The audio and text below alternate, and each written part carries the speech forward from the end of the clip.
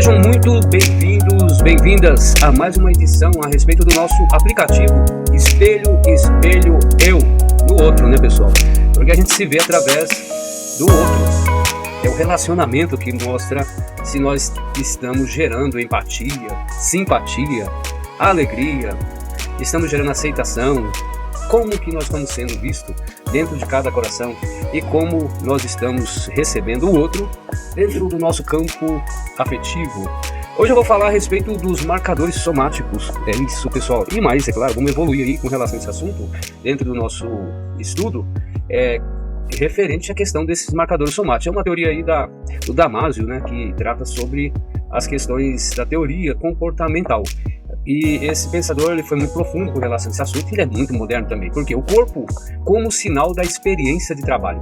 E eu vou até já aprofundar aqui sobre a questão do nosso cérebro, expandir agora, já no início da aula, com relação ao comportamento nosso, né, como seres humanos, que temos uma busca de adaptação. Então nosso cérebro vai procurar se adaptar, e a adaptação ela vai acontecer, esteja o ambiente de trabalho bom ou péssimo, nós vamos nos adaptar, pessoal. Essa é a realidade.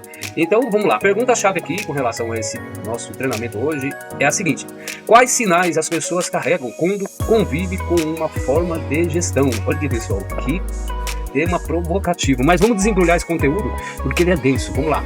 Então o conteúdo nosso hoje será sinais emocionais e corporais no ambiente de trabalho: tensão, retração, irritabilidade, silêncio e evitação. Como experiências repetidas moldam reações. Por que a equipe pode obedecer sem confiar? Como o líder pode aprender observando os efeitos que produz? Bom, pessoal, nossa, é muita informação, mas olha, nós vamos desenvolver esse tema da seguinte maneira. Vamos lá, vou jogar uma mensagem central aqui e vamos para frente. O outro é um espelho vivo dos impactos da liderança. Você que hoje está na frente de equipe, foi chamado para liderar a equipe, você é um espelho vivo com relação ao comportamento, porque o outro está te sentindo. Então, nós pensamos na teoria cognitiva comportamental, as ações que geramos sobre o outro vão entregar para nós mesmos o que nós somos com relação a ele. Olha só que produto absurdo da natureza, né? É como se nós jogássemos uma semente na terra, e como está escrito lá nos evangelhos, o milagre da terra. Se a terra estiver boa, se ela estiver com todos os nutrientes, a gente vai colocar uma semente, ela vai entregar 100 por 1, entendeu? 30 por 1, 50 por 1, é o poder da multiplicação. Então, se você está sendo afetado negativamente, você está semeando uma semente de amargura. Vamos lá para o módulo então, pessoal, vamos aprofundar com relação então o nosso módulo do diagnóstico, pois o nosso aplicativo ele tem esse propósito, fazer o diagnóstico, o plano formativo. Então nós vamos fazer um diagnóstico, ver onde está a necessidade, se é no time ou se é no líder. Pensa bem, você conhece a ferramenta, o tanto que ela é poderosa. Chega, faz um diagnóstico através de um aplicativo, a tecnologia a serviço da vida, e consegue com isso ter uma orientação muito propositiva para fazer um plano informativo.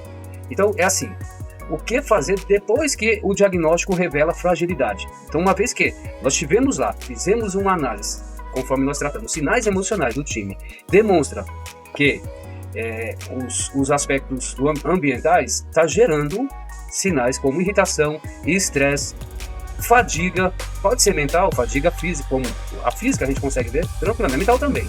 Mas vamos pensar dentro dos marcadores somáticos, de uma fadiga relacionada à questão da sudorese. Estamos vendo a pessoa suando absurdamente, entendeu? E aí é o ambiente de trabalho. Se esse ambiente está gerando um efeito sobre o trabalhador, o ambiente está termicamente inadequado para o time de trabalho. Então aquela resposta que está vindo ali de forma física, que ela está sendo interpretada por cada organismo, embora muitas pessoas não tenham consciência que o ambiente está ruim, ela vai refletir nos resultados do trabalho, pessoal. E aí nós estamos falando agora de higiene ocupacional, né? Pensa, nós temos lá um estressor térmico, um fator da termodinâmica sobre o ambiente, e ele está gerando um desgaste absurdo, com perca de sais minerais, a importância do sódio, potássio, cloreto, do magnésio, com relação a ter um potencial de ação ou inibição, ele precisa desses minerais, esses 4 minerais precisam estar em equilíbrio no nosso cérebro. Então assim, se eu estou perdendo minerais, o time está perdendo sais, está suando, não repõe sódio, potássio, cálcio, cloreto, vai existir um efeito, até mesmo agora, não estou falando mais só físico, agora já é um efeito mental, é o processo, por exemplo, de recuperação de memórias, né, o processo de produção de monoaminoédrico necessário para o bem-estar, para a produção de reações, por exemplo, acetilcolina, que vai ser responsável por ciclos motores do nosso corpo. Então, assim, se está faltando o trabalhador, ele vai ter respostas ruins, vai ter falhas, né, com relação a ciclos motores, físico mesmo, membros superiores, inferiores, entendeu?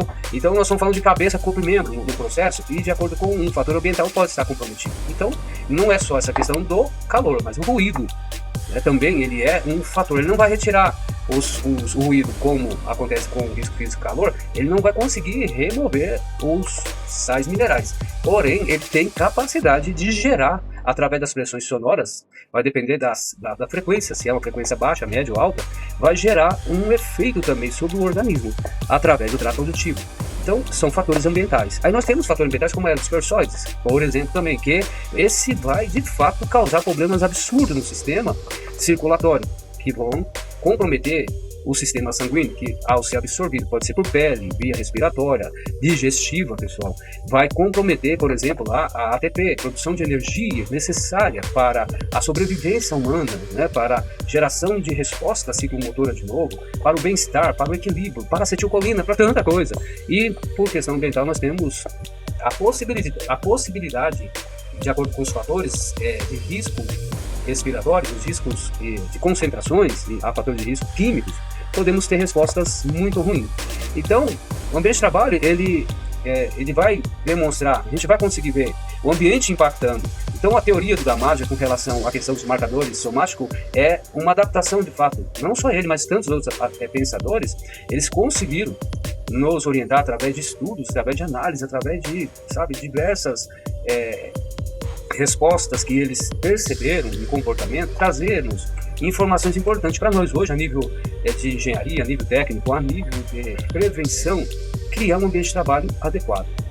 Beleza, pessoal?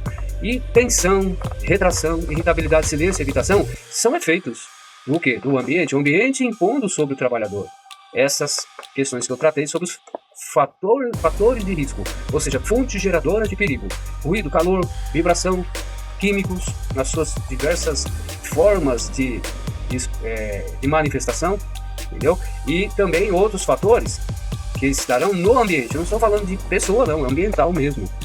Então, experiência repetida molda a reação. Então, assim, a pessoa repetindo aquela exposição, porque alguns agentes, eles vão acumulando até achar um órgão fetor para ali gerar, por exemplo, uma doença. E gerar também os efeitos dessa doença. Ou começar a ter mecanismo que retarda o metabolismo. Por exemplo, da mitocôndria no nosso sistema endócrino. E aí a gente vai analisar o seguinte. Então, a experiência, experimentar repetidamente determinadas doses, concentrações, vai moldando uma reação do corpo. Então, a adaptação, ela parece que está acontecendo, mas na realidade, a doença que vai manifestar. Tá? Então, por que a equipe pode obedecer sem confiar? É fato, a pessoa ela obedece, porque a liderança ela manda por falta de conhecimento, por exemplo, e expõe essas pessoas nessa situação, mas ela não confia, até porque ela está sentindo, né? Ela está recebendo aquilo e está ali fazendo algo. Então não tem confiança, porque não existe uma acreditação com relação a quem está cumprindo uma ordem, com relação a quem está mandando, porque a pessoa que está cumprindo, ela está percebendo que aquele processo onde ela está ali causando doença, está ali trazendo um efeito ruim.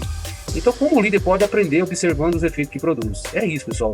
Então, assim, o líder precisa analisar o ambiente, a pessoa, o processo. Ele precisa conhecer bastante, é claro.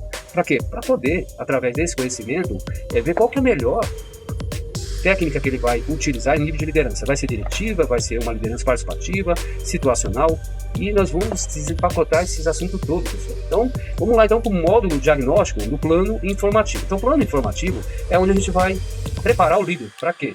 Em cima do diagnóstico, conforme nós tratamos acima, desenvolver a leitura dos resultados por dimensão analisada. Então, o aplicativo ele vai dar-nos condição de, através da análise do time que está exposto, ver a leitura dos resultados por dimensão, ou seja, a dimensão do trabalhador com relação à exposição, a relacionamento, ambiente, rotina, trabalhos rotineiro, não rotineiro, Identificação de pontos fracos da gestão. Então, assim, a gestão, nós estamos falando, vindo lá da alta direção. Pontos fracos, cultura permissiva, de humilhação, de perseguição, sabe? E conivente com erros, tal, uma série de coisas. Da gestão com relação ao controle dos fatores de risco mesmo, dos estudos de processo, das medidas de controle, do gerenciamento do risco. Quando eu falo isso, se ele é uma barreira de proteção, ou se ele é uma barreira de segurança, se é uma barreira de suporte só. Porque tem muitas empresas, pessoal, que trabalham com barreira de suporte como se ela estivesse fazendo grande coisa. Eu tive esses dias um embate com um advogado, porque ele veio me questionar com relação ao fato de eu não aceitar o equipamento de proteção individual numa equipe que está trabalhando num processo onde o ruído está acima de 94 decibéis. E a pressão está alta, a exposição está alta, a frequência está alta, e ele afirmou que aquilo que era o correto, né? A lei manda, tal, aquela bobeira toda, né? E eu falei com um empresário, conversando com ele, que o EPI é a última barreira. A gente não deve usar o EPI como gestão. O EPI é quando nós estamos fazendo um processo e ainda a gente não conseguiu ganhar uma condição adequada, adquirir uma estrutura adequada, está a nível de satisfação, quando nós estamos implantando um plano de gerenciamento do risco, ou seja, eliminando a fonte geradora de ruído, trocando máquinas, né? Mexendo em planos de manutenções, como, por exemplo, trocando o processo de transmissores de forças, que estão, nesses casos lá, por transmissores mecânicos da década de 60, por transmissores mais modernos, que tem sistema muito menos ruidosos. E assim, atuando em termos de isolação acústica, de máquinas especificamente, tá? Através de sistemas de amortecimento, de absorção de ondas de ruído, né? Ondas físicas e tal. Então, eu uso o EPI até aí, mas ele disse o seguinte, não, o EPI ele é a forma correta. Mas não é, pessoal, jamais é isso uma gestão. Isso não é propositivo, isso não deve ser um propósito da área de saúde e segurança do trabalho, entendeu? Porque nós estamos falando da vida, de pessoas, de mente, de corpo, de sistemas, que são vários que nós temos, que vão estar sendo afetados todos os dias. Não é um discurso de lei, de judiciário, de advogado, que vai passar sobre o bem maior, que é a vida. A vida é direito de primeira geração, nós temos direito à vida. A vida, o bem-estar, o conforto, a preservação da saúde. Não é um advogadinho que sabe, acha que está na lei e isso aqui deve ser a forma de resolver, e todo mundo que ficar exposto com essa barreira, como o caso do EPI, estão dentro do requisito do ordenamento jurídico. Não se trata disso, pessoal. Direito também estudei. Quantos de nós nós somos formados em direito? Não significa que nós vamos usar o direito como um mecanismo de proteção da saúde. Na verdade, o direito tem outros propósitos, tá? E eu prefiro não entrar muito nesse sentido aqui, porque o nosso sentido é cuidar da vida. E priorização por nível de risco. Então, pessoal, como nós estamos falando de diagnóstico, analisar essas questões que eu falei, priorizar qual que é o nível. Se pensar no GRO hoje, com relação a esse assunto, pessoal, é muito profundo. Por quê? O GRO, Gerenciamento de Risco Ocupacional, ele deixou muito claro. Ele validou exatamente esta ação, que dentro de um dos seus artigos, alíneas, subitens da NR1, é necessário realizar análise preliminar. Química, acidente, físico, né, ergonômico, psicossocial. Então, preliminarmente, a gente precisa identificar fatores de risco, ou seja, fonte de perigo, sem considerar as medidas de controle nessa fase. Ver se existe e conseguir, com isso, perceber se essa fonte ela apresenta um potencial de ferimento, de afetar o trabalhador. Se esse potencial, aí é o nível, se é baixo, se é médio, se é alto. Uma vez identificado, o gerenciamento nasce em cima dessa premissa. Aí nós vamos estabelecer o quê? A avaliação, para, então, no gerenciamento, verificar o seguinte, o EPI ele dá conta de fazer a gestão, e conseguiu trazer para um nível de um dimensionamento adequado, não existe a probabilidade mais, eu consigo mexer nela, do funcionário, ou melhor, do integrante, perder a capacidade auditiva, ser ferido, um grau de lesão alto, com relação a corte, ferimento, amputação, esmagamento, com relação a contaminações químicas, absorções por vias respiratórias, cutâneas, etc, etc, etc. Então, assim, uma vez que a gente consegue fazer o gerenciamento e a gente na avaliação viu que aquela barreira é suficiente, pessoal, aí depende se é EPI, se é barreira de controle, que é, ou seja, um sistema robusto que está atuando por proteção coletiva, por métodos que eu vou mudar a forma da exposição e tal. Essa é a leitura da NR1, da Lei 6.734 pensa nesse propósito. Isso é uma gestão, PDCA, isso é um planejamento. E quando nós estamos falando de psicossocial, nós estamos falando disso, que a infraestrutura, a escala, quando vai medir, quando nós vamos aplicar uma escala de leitura, diferente do que as contabilidades, e alguns profissionais estão hoje atuando, entregando mensagerias por WhatsApp, para preenchimento de forms, depois com aquele tanto de informação parada ali. Quando a gente pensa em fazer a gestão, nós precisamos identificar se o arranjo organizacional está lendo as questões de infraestrutura que não cause, ou melhor, não vou falar nem negativo aqui, que seja adequado para a preservação da vida e da saúde. Certo, pessoal? Então, o próximo ponto que a gente está variando assim, com relação ao diagnóstico, as trilhas de fortalecimento. Ou seja, o que eu estou fazendo para fortalecer, validar a pessoa dentro daquele ambiente? Quais trilhas que fortalecem as relações do trabalhador com o seu líder, do líder com os trabalhadores? Ou seja, mitigação de fontes de risco, enfim.